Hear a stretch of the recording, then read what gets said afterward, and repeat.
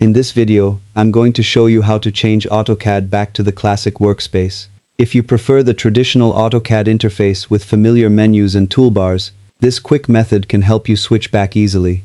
First, open AutoCAD and look at the top of the screen for the menu bar. From there, click on Tools to open the available options.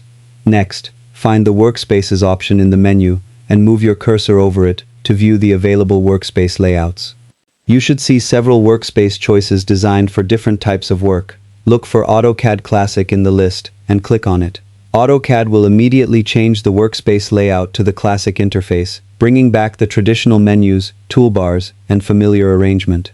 If you prefer the modern workspace later, you can simply return to the Workspaces menu and select your preferred layout. This makes it easy to switch between different AutoCAD environments whenever needed. Thanks for watching, and stay tuned for more useful AutoCAD tips